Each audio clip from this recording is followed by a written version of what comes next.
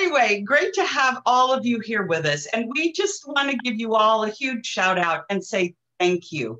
You guys are so super in referring just amazing people to the boot camp. I mean, the boot camp lives on, and both in the NorCal as well as Southern Cal sessions, and the people you send are just incredible. We cannot thank you enough. And we also need to say thank you for all of your referrals to clients. I mean, you guys make up, like, I don't know what the figure is anymore, 95% of our client base comes to us from a referral or from a seated boot camper.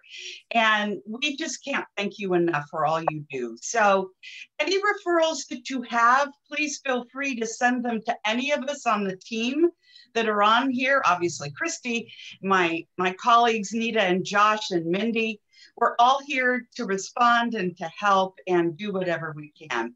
And any needs you guys have. While you're in transition, we're happy to help you in any way that we can with our referrals to you and connections that we can make. But amongst all of us, we have a vast collection of connections, and we'd love to help you in any way we can.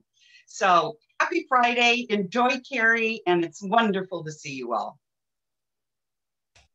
All right, good morning, everyone. It's so great to see all these faces. I just love it. Fridays are my favorite day of the week for a number of reasons, but especially because we get to see you. And so today we have this amazing speaker, and Carrie, I can't tell you how pleased I am to have you as our speaker and to have met you. And I met Carrie through Tracy Mayer, who and Norm Alexander, two of our great boot campers. And so was really pleased to talk to Carrie. And then my first conversation with Carrie was like, wow, the energy that she has and the positivity just exudes from her.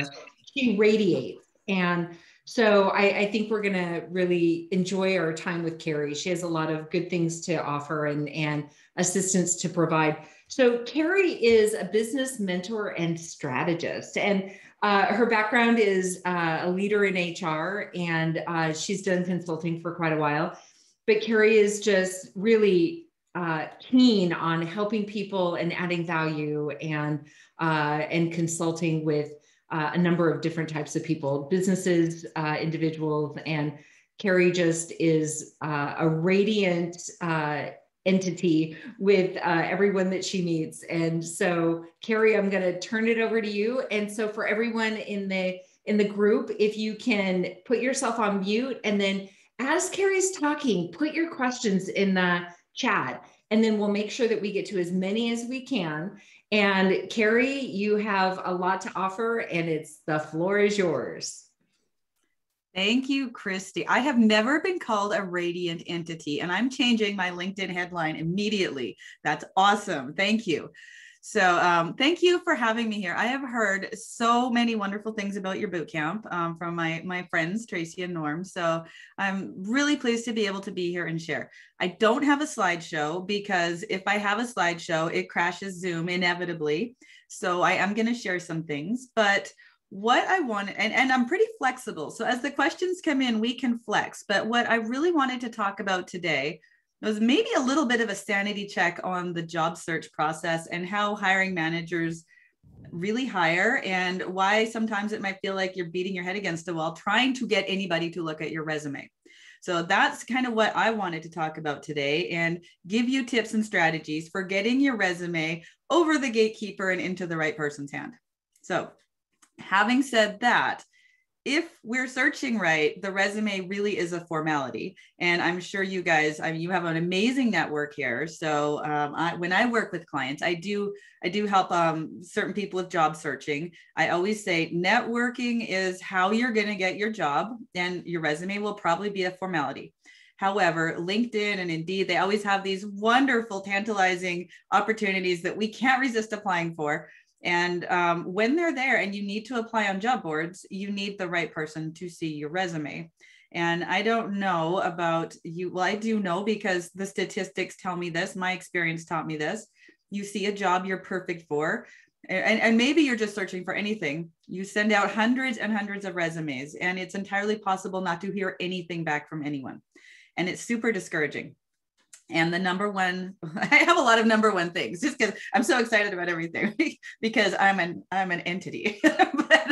but one thing that is the biggest killer in your job search, the biggest killer, is losing your mojo, losing your positivity, losing your confidence. And not hearing back from jobs you feel like you're perfect for can slowly erode your confidence until, you know, you're applying for anything. You're applying for jobs way below your genius zone just because you feel like you have to take anything. And then when you don't hear back from your bottom option, your backup option doesn't call you back, it's terrible. So the whole reason is because the hiring system is completely broken. I'm sure there's HR people in here, and I'll invite you all to comment or back me up on this, but I'm going to tell you how typically, in my experience, most companies hire and why it's so broken. So what happens is most companies, the hiring need comes about because either someone quit, someone got fired. Sometimes they're strategic and they're planning ahead and they're doing the succession planning and they see a need far ahead of time and they're having a thorough and thoughtful search. Yeah, sometimes that happens, right? Those companies are probably using an executive search firm already. But the ones that typically, so they become aware of a need. And typically after they become aware of their hiring need, they may say, hey, do we have a job description for this job? And they may, in a drawer somewhere in some old crusty old file on somebody's HR's computer, they may pull up a job description and then they'll slap it on Indeed or slap it on LinkedIn. And then they'll say, who should screen the resumes for this posted job? And of course they say, well, the person who should screen the resumes is the person who most understands the job. It should be probably the person who really understands the company, the culture, and what really takes, and they should have the ability and tribal knowledge to really know. No, that's not what happens at all. They say, hey, newbie, screen the resumes. so that's the first problem is somebody puts something on a job board that may or may not directly correspond to the job you're actually going to be doing, especially if they're not getting any outside assistance. So if they're just doing it all in-house, they'll throw something on the job board, and they will relegate the first level of screening to the most junior person on the team, on the HR team. And they'll say, hey, we need to fill this job. Look for these 3 things. If they don't have those 3 things, don't even bring them forward. And the person is, if they're good, that's what they'll do. They'll look for these 3 things. And they don't necessarily have the experience or anything to really read into your resume, read through and understand, oh, well, we're asking for this, but this is actually the exact same thing. So we're going to float this person back up. So right off the bat, the gatekeeper lacks the ability to really discern whether you're a good fit. Besides that, the gatekeeper is probably getting 250 to 300 responses for a job. And anybody who has been resume screening for a length of time, at the end of the day, sometimes you just are not as good at screening. Sometimes you'll find someone and then you've got like 50 more resumes to go through. People slip by. It is super easy for people to slip by. So if you're applying on job boards, that's your mission to overcome. That's really the challenge to overcome. Now, having said that, the larger and more formalized the company, that is not always the case. Like some places have really robust and really good hiring systems, but most do what I said. Now, the hiring managers know this. Hiring managers will say, I have to do this process because HR is making me. But when they become aware of a position, they'll usually say, hey, who do I know? They will ask their good friends, do I know anybody who could fill this role? They'll ask their co-workers. They'll do anything to avoid going through this process, right? So that's why your networking is so important, because if you are in that hiring manager's first or second degree network, you can skip that whole mess, which is the best case scenario, skipping that whole mess. That's what we want. So that's why networking is so important. But back to your resume. So you need to get past the gatekeeper. And here's where common sense and professional, what seems like it would make sense, you almost have to almost turn that off a little bit. I mean, just your resume needs to be geared towards that person screening your resume. So what that means is you have to make it super abundantly clear on your resume that you can do this job. A lot of people, I've worked with a lot of clients, and they like to put everything on their resume, especially if your mojo's been chipped away at. You feel like you need to have this really meaty, full, packed resume showing all the amazing things you can do. The problem is the person looking at your resume won't understand that. If there's too much stuff, they won't even read it. and if they don't understand it and not reading it, it's going in the slush pile. So it's one of those cases where style is as if not more important than substance. So it's as silly as it seems, your resume has to look pretty to get past the gatekeeper. To pretty, it needs to look attractive. You need to have white space. You need to have bullet points. It needs to be search optimized. It needs to be all these things, because if it's not going to the hiring manager. Now, the hiring manager hopefully will be able to see past all that. But the hiring manager, you know what they're going to do? They're going to look at your resume, say, oh yeah, scan. They're going to go on your LinkedIn. Your LinkedIn is written for your hiring manager. Your LinkedIn is where you can get a little more in depth and have more things that are relevant to, everything you can do. But your resume, the whole purpose of a resume is to get you the interview, and it's to get past the gatekeeper. And so people who have gotten in with Amazon, they typically get in with Amazon by either knowing someone and going in the back door at Amazon, or they have a resume that pretty much is the job description that Amazon posts. So that's how that the overall theory of this resume business is to make sure you get someone's attention. I wanted to get into a little more details about resumes in specific, but I wanted to ask if anyone has any questions on the hiring process before I go on.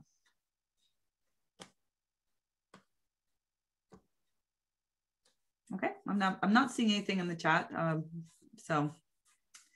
So a lot of times my clients will say, do I need to do a cover letter? And different people differ. And again, I always tell the people, like, they're your marketing documents, essentially. How do you want to be represented? I recommend a hiring letter or a cover letter.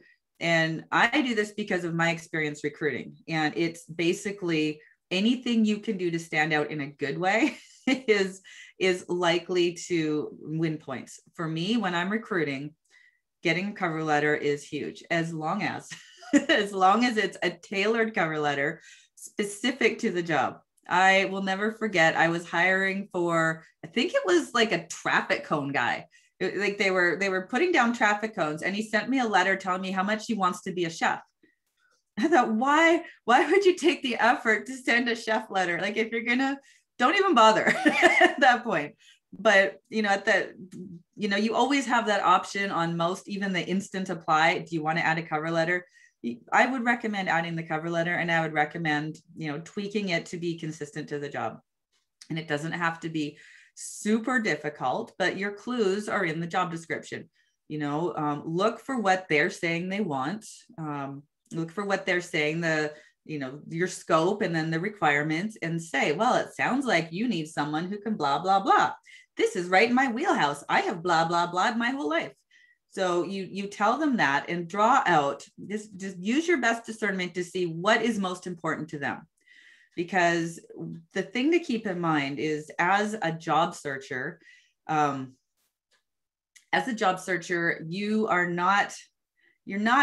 not doing you a favor by hiring you, right? This is not something, and again, it goes back to the mojo. You are not lucky to get a job. You may feel like it. I mean, you may feel totally desperate. I've been there where it's like, if I don't get this job, I'm eating cat food this month, but you're not lucky to get a job. You have a problem, or they have a problem that you are uniquely able to solve. And it's like, think of yourself as a consultant, and this is your marketing pitch. What problem do you solve for companies? Why would a company need you? And rise above the distress of being unemployed or the distress of not liking where you are and say, what am I uniquely able to do for a company? Look for companies who have that problem and make it abundantly clear to them why you can solve that problem, how you've solved that problem in the past, why you're so good at that. That's what shines through in your cover letter and your interview. Don't bother in the resume because the person reading it doesn't know what problem they have. So it goes back again to, get past the gatekeeper. But in your mind, when you talk to the hiring manager, they're going to want to hire you because you get it, you get their problem, and you can solve their problem. So, you need to get adept at reading those, the job postings and sort of look behind the issue in the job posting.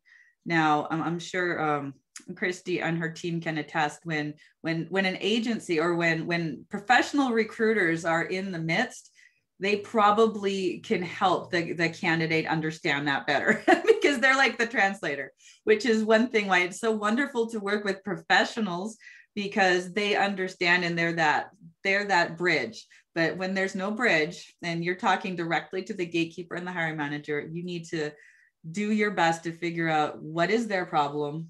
Can I solve it? Do I want to solve it? And that's really the approach you're looking for. The more you can think of yourself as an elite consultant, considering whether you want to take on this client, the more confident you'll be in your interviews. You don't want to be arrogant, but confident, not desperate. Desperate smells weird. People don't like desperate. So now Deborah asked, is there appropriate resume format? I'm glad you asked that, Deborah.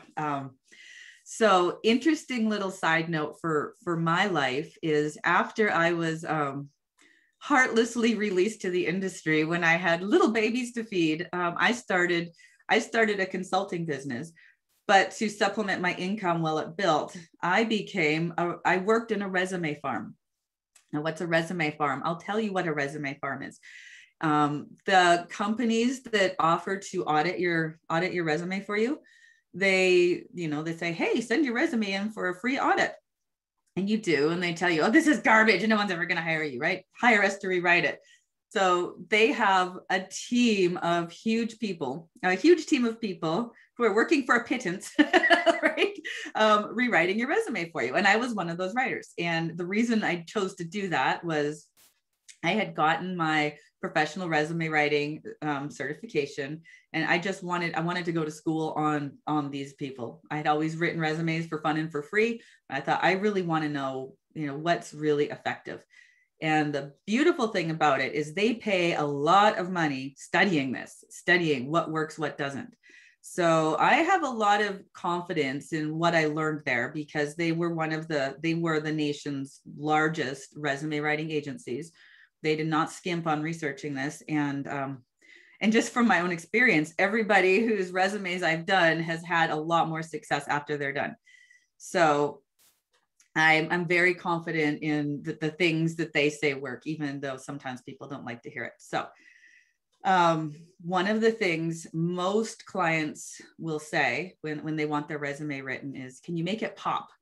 And I have to say, those word templates do people such a disservice because they have colors and they have columns and they have all sorts of things that basically it's like, it goes into the applicant tracking system and it's going through a shredder.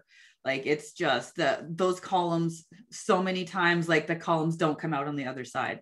I've heard so many sad stories of things that have happened. So I recommend a really simple, basic format. It doesn't have any color. They found that color, actually using a lot of color in your resume, tends to discourage people.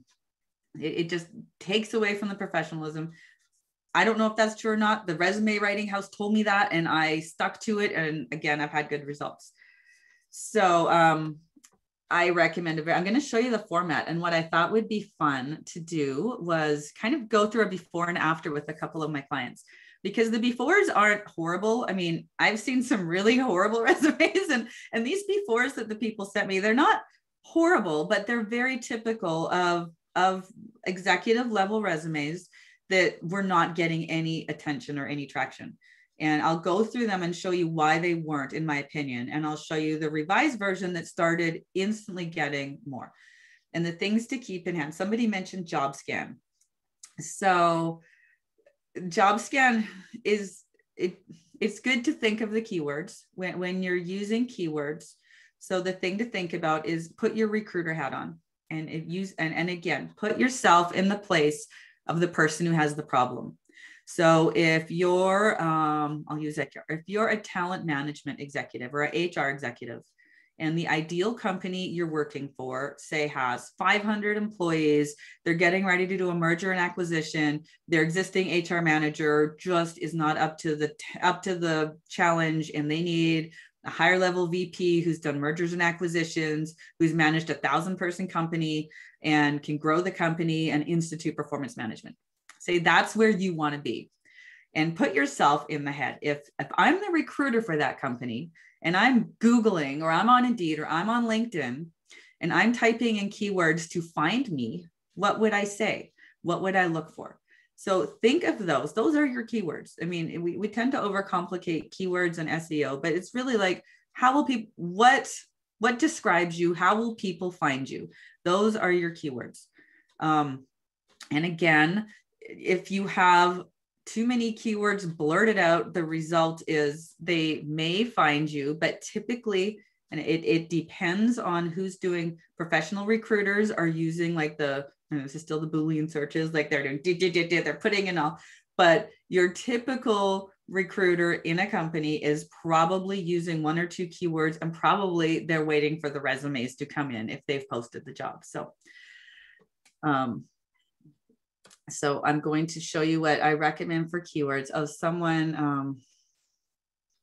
asked about age. So let's talk about age real quick. The number one thing, the number one problem, a lot of my job searchers, and I got hundreds of questions coming in from my Facebook group, ageism. People feel like I am getting ruled out because of ageism. So, and I always say, well, what does that mean? And, you know, it's bad in California. Everybody wants young people in California. So I have to say, there's a youth fetish in California that you're legitimately fighting against. But when people, you know, why do you think your age is a problem? You know, there are some assumptions that people are making about people of a certain age group. And some of the things you need to mitigate is, one, they think any of us who are over 40 are not teachable. We may not have very good computer skills, and we probably want too much money. So those are the things that are working against us. Now, what I like to counter with is, if you're going for an executive level position, most companies don't want a 20-year-old. They want someone with wisdom. And what I found, I mean, my experience as a recruiter, and I don't think I'm completely atypical here, I look for enthusiasm and teachability, and I don't think you can harness that by age. But I think some people have a preconceived notion that those of us in our wise years are not as teachable as younger people. We could argue all day whether or not that's true, because it's totally not true, but that is a perception we have to overcome. And the fact is that I have had so many clients in the past who want me. They ask me to discriminate. They say, we don't really want any women for this role. We don't really want any old people because it's a challenging job. We don't want any young women because we don't want to worry about maternity leave. And they think they can tell me that because, you know, I don't work for them. So I can help them break the law and discriminate, and they're not going to be in trouble. And the law and reality is, if you can do the job with or without accommodations, it's illegal to discriminate against you. That's the law. Reality is people are sneaky and they try and get around it. So make it hard for them. And how you make it hard for them is you don't put dates on. You don't say, I graduated in 1963. You don't have to say when you graduated. The other thing people don't realize is you don't have to put every single job you've ever had on your resume. It's not the law. It's not lying on your resume to not put things. You know, for any of my clients, I tell them, don't put anything before now, 2000. Typically. And again, if someone's going for the C-suite, C-suite or, chairman of the board, I'll say, yeah, go back a few more years because you want the accumulation of wisdom and experience. But for most jobs, 20 years of experience, I'll draw a limit at that. Now, what sometimes happens is I'll have clients, like I had one, he was at Boeing. This was in Washington. He had worked at Boeing, I think literally since 1972 was how long he had worked at Boeing. And he had progressed on and on and on. And he's like, that's my only job. So I can't not put Boeing on, but what do I do? And I say, well, that's, you know, for one, like he didn't come across as 20 years old. So at some point someone's gonna, so it's not like you're gonna hide your age forever, but you don't want to get thrown into the scrap heap. And he had a bunch of different positions. So I said, use the most recent ones, use your logistics position and use your warehouse supervisor position. That was from like, I think 1995 or something. Just use 95 on and then put on the bottom additional experience with Boeing, but don't put the dates. It's not that you're, you know, all you're trying to do is get past the gatekeeper. And, you know, the 18-year-old gatekeeper may have grandparents who they may just, you don't want to give them fodder for throwing you in, for not making it clear. And they might with those dates. So you can leave things off. I don't lie though. It's really, if you have to lie, flat out lie to get the job, don't take it because it's not going to end well. That's all I can say. I've had people, you know, fudging, putting education that you don't have on your resume, putting experience you don't have, any of that. It's not going to end well. It's going to be a big problem. So just consider that it is not the job for you. I'm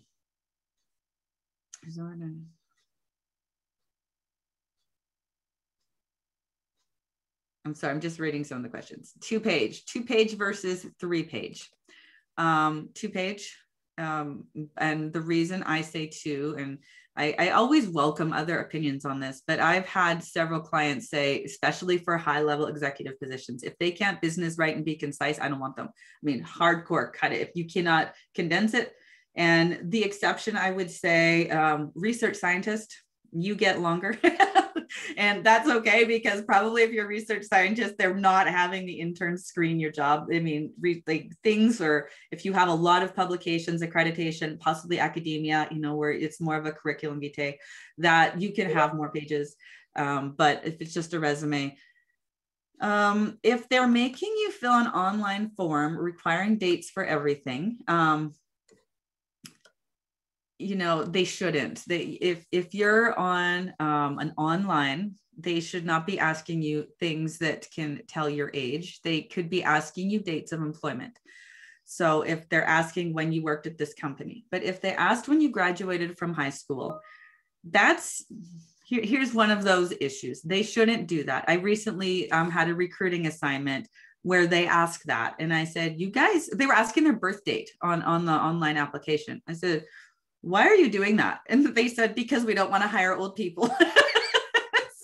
And we think this is a way, because it's a physical job. I'm like, okay, it's your company and your liability, but that's so bad. So people do things that are not legal. And it's, you know, sometimes it's out of ignorance. Sometimes it's out of malice. My general MO in life is assume it's ignorance unless given, you know, evidence to the contrary. But if they're asking dates, again, even on the application, the online thing, don't put every single job, you know, just put the jobs that you want to put on. At some point, applications, or if it says put every job you've ever had and legally attest that this is your entire work history, that's different, you know. But in general, don't put dates. And if they make you, you know, why not? I mean, at that point, your fate's in the wind. So if you're on an online ATS, then and they're requiring you to put the dates, don't lie, put the dates. But again, best case scenario is you're avoiding that anyway by reaching out with the hiring manager. Software developers have longer resume. Yes, you know, anything super technical, there's a technical grid that you may put on. If you have a lot of programming languages, things like that, then you want. ATS screening by zip code. You know, one thing people used to do was they used to put their entire street address on their resumes. And I don't think you should do that. Because it's nobody's business and you really don't know who's on the other end, and discriminating by area is a thing. Like it's, you don't want people going, oh, they live there. That's like a shady area. Or, wow, that's a really ritzy area. They won't take this job because it doesn't pay enough. You know, people just make assumptions. So just put city, zip code. Now, people should only really ask if you can make it to the job. But, and with the remote, like a lot of things have sort of pivoted due to COVID. But for example, with the zip code, say you're looking for a job in Arizona and you live in California and you're planning on moving to Arizona, but you're not there yet, right? So that's like super common thing. Do I put California or Arizona? I don't want the company to rule me out because they have to relocate me, but I wouldn't turn down a reload package either. So it's like, well, what do I do? So I've had clients who they just put like Scottsdale, Arizona on their resume. And honestly, you can do that. It might make you get you past the gatekeeper. The hiring manager will then look at your LinkedIn and say, oh, well, their resume says Scottsdale, but their LinkedIn says Anaheim. What's going on? But if your resume is strong enough and you have a cover letter saying, I am in the process of relocating to Scottsdale and this is perfect, then you've solved the problem. You've mitigated that issue. But really, if you're trying to make it past the gatekeeper and you're going to relocate anyway, put the address of where you're relocating to. Carrie, what about international experience? Yeah, let me see. I'm trying to find that question. What was, how valued is international experience? Oh, no. Especially depending on the industry. So, you know, a lot of places really like international experience. I think you should use it. Here's the caveat. So depending where, if you're international, if most of your experience is from another country, people are going to raise the question, oh, am I going to need to sponsor them on a visa, right? So if you have international experience, but you're now a US citizen, make that clear, or, you know, put right in there, do not need visa sponsorship. If you need visa sponsorship, then you need visa sponsorship, and, you know, hopefully you're connecting with companies that are more open to that. I mean, it's not as big an issue as it used to be, but that's the one question I think would come up more so than the actual experience would be, oh, great, they're from Brazil, do I need to sponsor them? So you make that clear. Executive summaries. Yeah. There isn't a good place to put that when you apply online. And I'll show you, you know, I think I'm going to jump to the resume now and show you guys what the resumes look like, and then I can answer the executive summary. So now I'm going to skillfully share my screen and nothing's going to go wrong. We have faith in you, Carrie. Oh, you know what? You shouldn't. It says you cannot start screen sharing while the other participant is sharing. I don't know what that's about. I stopped sharing my audio. Maybe that was it. Oh, there we go. Okay. There we go. So let's start with the bad, the bad executive one. And again, this wasn't horrible, but I'm going to, I kind of circled the things I hated about this resume. This is a woman who is super, I mean, incredibly educated, driven, passionate. She's a change management professional, and she is in the most toxic company I've ever heard of. I mean, the employee assistance people told her, you're not in a toxic environment. You're in an abusive, bullying environment. You need to quit. That's the in-house employee assistance. So she wants out, and she has been using this resume and got nothing. And I think I know why. So this is exactly what it looked like. The only thing I did was take out her identifying information. So you can see she did things almost right, but here's what happened. So name, this stands for Bachelor of Communications and Master of Industrial Relations, but nobody knows that, right? So one thing for education, I don't recommend putting education after your name unless it's specifically relevant. Like I have a SPHR certification. I put that on resumes if I'm applying for a job that wants an SPHR certification and has specifically asked for it. If I'm applying for a business coach, I don't put it on the top because nobody knows or cares, and there's different things. Okay, and then see here in this itty bitty little tiny word, she says what she can do: talent management, change management. I mean, this resume screams no mojo, and it's true. Like, she's been so beaten down by this toxic environment, and to me, this sort of says it. It's very blah formatting. So area of expertise and technical skills. She has an okay executive summary. She has okay experiences and skills. I mean, it's so blah that, and look at this, you guys, look at just bullet after bullet after bullet after bullet. So the person reading this resume is probably getting to about here, and they've tuned out. So unless she changes these bullets to specifically address the problem people are having, what she was trying to do is, she had come from a consulting environment, and she was trying to explain her different portfolios. So she had a change management portfolio and a talent management portfolio, and she was talking about everything she did. But she didn't say that. It's just like this huge list, and in the bullets, it's combined some accomplishments, some task. I led change management and maturity assessment. Who cares? I mean, what does that even mean? Like, the person reading the resume is not really going to understand that. And then the other problem, and she didn't actually have this on here, but a big thing people do, they don't put continued on the bottom of their resume, and they don't always put their name on the top. And just assume, again, the intern printing this out is going to confuse them and lose them. You need to keep your page. I mean, it's not always true, but just assume the intern doesn't know their job, doesn't care. Lower the bar as low as you can for the person reading your resume, and make it so obvious they cannot possibly mess it up. So the other thing she did here is, she had a couple, the desperation jobs you take where, like, I know this is a bad fit, but I'm going to take it anyway. So she had a couple of those. And you see what she did here, May to September. This job was a disaster. She hated it. They hated her. Everybody called it a day after, I think, 6 months. But that's in here, just sitting there, pointing out that she had a 6-month job. And then she had this other job that was okay. So here's my little sneaky trick for getting out of this. Take that out completely. You don't need it. And don't use months. You don't use the months on your assignments, because then you have this job goes from 2018 to 2019. And the job above there went from, I think, 2019 or yeah.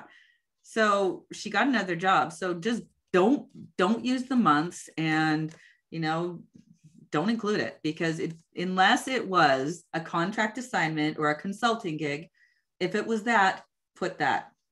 If you can reasonably claim with a straight, pass the red face test that it was a temporary gig, put in that it was. And I mean, it really was a temporary gig. So it's not that it was a lie, but, you don't, and again, it's not that the hiring manager or the execs of the company hiring you, probably they will understand.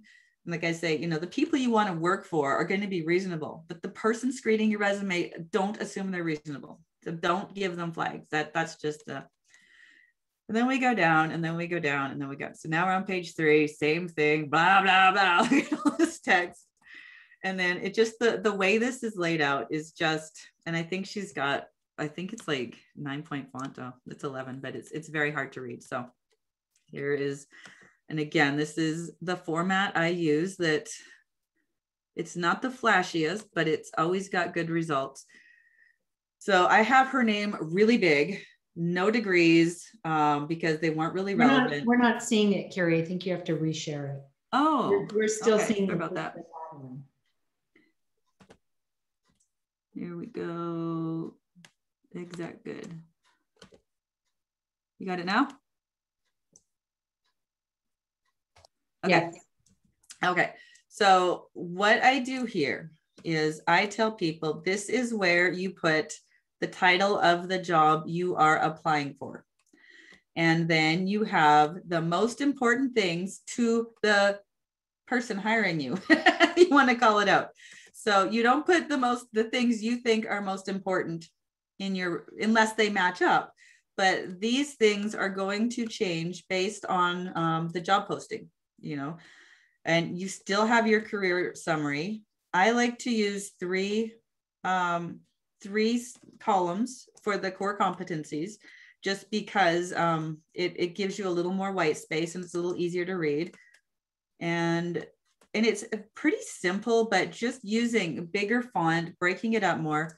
I personally like this to be a lot shorter. I think this is twice as long as it should be, but it's still better. So I use the format of a little blurb explaining the scope of the job, and then 3-4 bullets max. 4 is the most you should really have, explaining the impact you had. At executive level, there's certain things that are given. So if you were the VP of a department, don't put that you approve timesheets, for example. Like there's things that were part of your job that everybody knows were part of your job as a VP. You don't need to put them in, but you want to put the impact. So if you led a change initiative, leading the change initiative is in the paragraph. If the change initiative resulted in improving retention by 50% and reducing cost of hire by 10%, that is what goes down here. So as much as possible, your bullets are the quantifiable impact of you being there, and the paragraph is your general scope at a high level. And typically what I'll do when I move it to LinkedIn is with LinkedIn, I don't like putting all the bullets on. I like putting the scope, but jazz it up a little bit. So then we go down here. You can see I took that little crappy job right out and just put this 2018 to 2019. And then she was with, this was her consulting, Accenture. So instead of having it twice, I combined it here so it didn't take up 2 pages of her consulting work. And, consulting, military, those types of things, it's the trick with those is translating them into corporatese. So if someone's going from military to the job field, you go from, what you have to translate what you were doing in the military to what civilians understand. If you were consulting, you have to translate the consulting to what the workforce understands, and vice versa if you're going in. So I'm going to show you the sales resume now too, because this poor guy was having a really hard time. So this was his resume, and it was just, yeah. So he was using the blue. He was, had just an itty bitty description of what it was he did. And then just what I liked what he did, sales increase, but look at the bullets used, sales increase, sales revenue increase. That's fine, but bolding those draws your attention to them. But then it just all said the same stuff. And it was so wordy and chunky that it was really hard to get through. Even for me, I'm reading this going, what is it you even did? And it was all the same, like just bullets that were paragraphs. Again, look, no continued, no name on the top. And I think, oh yeah. So what he did, this is sort of what we do on tech. But see, he had the addendum, the skills inventory. And this is, kind of like what you see with job scan. It's like, bleh, here's all my keywords, just vomited on the page, which wasn't getting him seen. And then his verticals, it's all good stuff, but it was just so much that, and it's kind of weird. Like it's not, this probably would have, we kept something like this, but again, the person screening the resume, this is completely wasted on them. They won't really get it. So we redid it, same format. Oh, and see here, he had his additional experience, 1986 to 1992, graduated 1985. What he did do that was good is he went to school in Mexico, but he put US citizen. So that was good because he wanted to make sure people understood he didn't need visa sponsorship. So, and then, the email. So I don't think it really needs to be said, but, LinkedIn, you can get a custom URL if you can not if you can get a custom URL. So you don't have to have, how LinkedIn defaults you to your name and then a bunch of numbers. You can just go in your profile and get a custom URL that's more attractive and fits on the line easier. and get a, if you want to avoid ageism, get a Gmail. I mean, I think everybody knows, don't use your Hotmail, Yahoo. I don't think anyone uses AOL anymore, but don't. People still use AOL. Yeah, that jumps out as just, for whatever reason, people think you're either old or not technically skilled if you have AOL, Yahoo, or Hotmail. So, Carrie, can we see the revision of this? Yeah.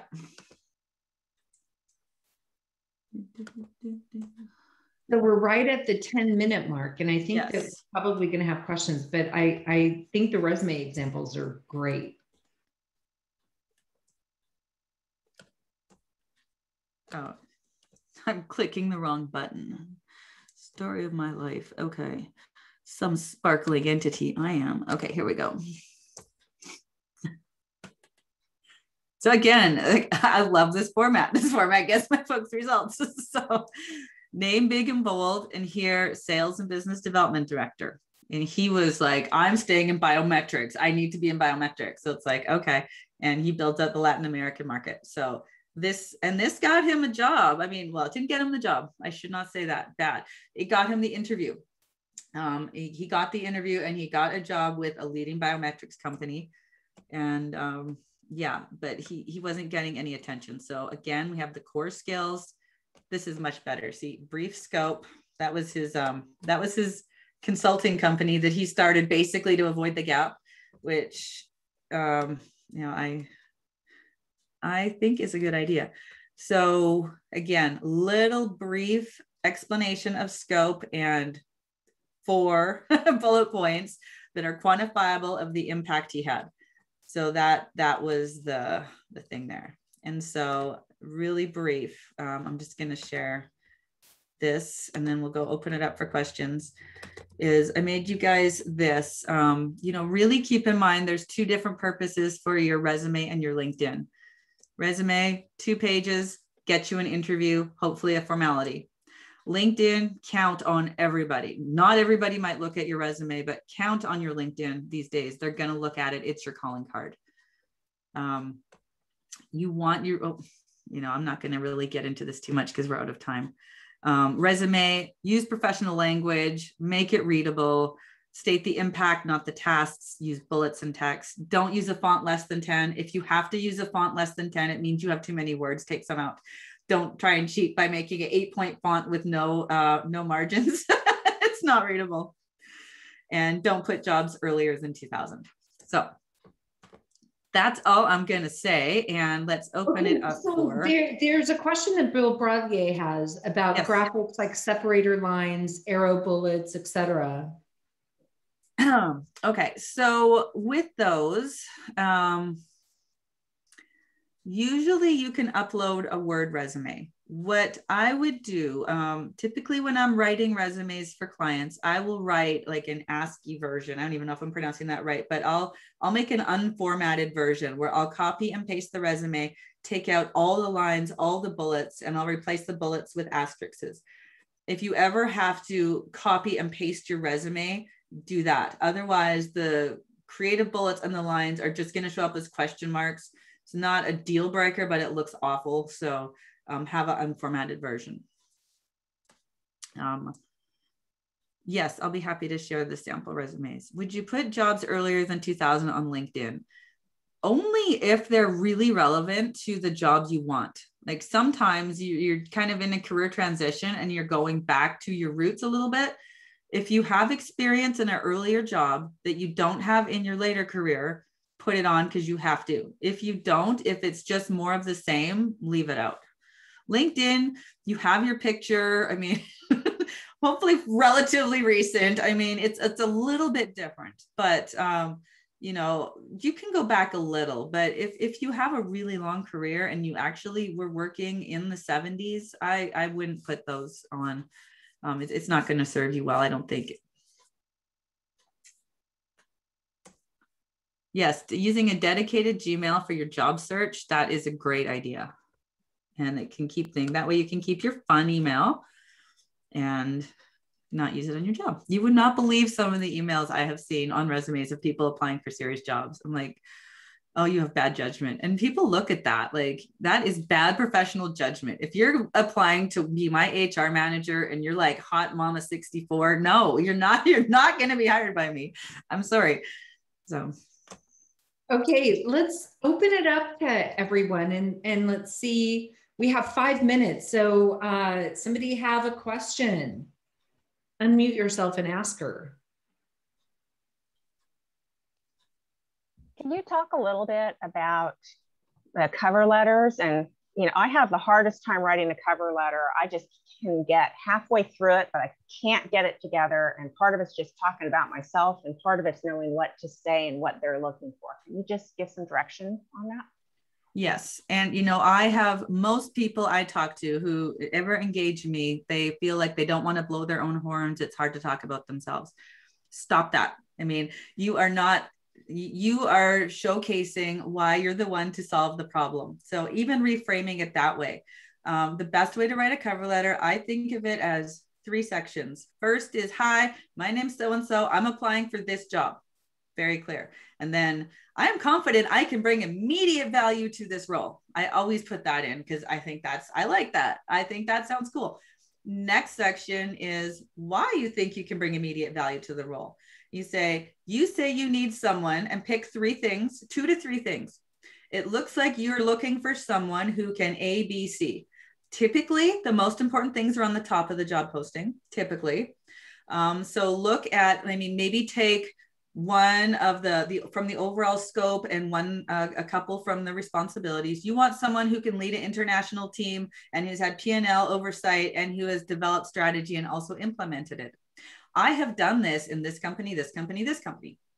All right. So that is really the format, and then the closing. Thanks again for considering me. I'm available at these times and I'd love to chat further. Sincerely, so-and-so. Super simple. And if you keep it in your mind that you are solving problems and you are excited to present yourself as a solution to their problem, and I keep hammering on that because honestly, the confidence and the mojo is critical. If you feel, and the other thing, people are even putting this in their ads now. Some people, typically women, but it's not, always women, if they have a list of requirements and you don't meet all of them, but you think you can mostly do the job, apply. The requirements are not even always even relevant. Again, it could be a job description from 10 years ago. People put requirements in that don't make sense. So don't weed yourself out. They can weed you out if they want to, but don't disqualify. Don't be your own gatekeeper. If you can do the job, tell them why. And don't say, oh, they want a master's and I only have a bachelor's. Who cares? Why? They don't need a master's. That's stupid. Just apply anyway. They may rule you out, but you never know. What's the max number of bullet points the job? Okay, so in my format with the paragraph and the bullets, 4. Indeed uses a different format. They only use bullets. So that is another way of looking at it. They also say 4 for current jobs and 3. And I know this because I was sneaky and applied to be an Indeed resume writer just to see what they were saying, because I felt like I haven't worked for a resume company in a while. So I didn't take it, but I figured out what their format was, and they only use bullets. If you've ever recruited on the Indeed resume, they're awful. I think they look terrible, but I'm not the hiring manager for all the companies. So that's what they do. Okay, we are out of time. And so Carrie, how can people get a hold of you? They can email me, Carrie at carriemaldonado.com. Okay, we'll make sure that your email address is in the recording. And you said that you're going to send out the samples of the good resumes. Mm-hmm. And Carrie, this has been phenomenal. I think that it's really helpful to get information about how to get past bots and how to get your resume seen. So some great examples that you shared, and thank you so much. Really Thank you for having me. Well, we're going to have you again. Would you come? Oh, good. I threatened them all within an inch of their lives not to be noisy, and they're either being really good or something terrible happened because it's super quiet out there. Well, we appreciate you being here. Thank you very much. We'll be in contact, Carrie. Thank you so much. Thanks, guys. Bye. Take care. Bye. Bye-bye.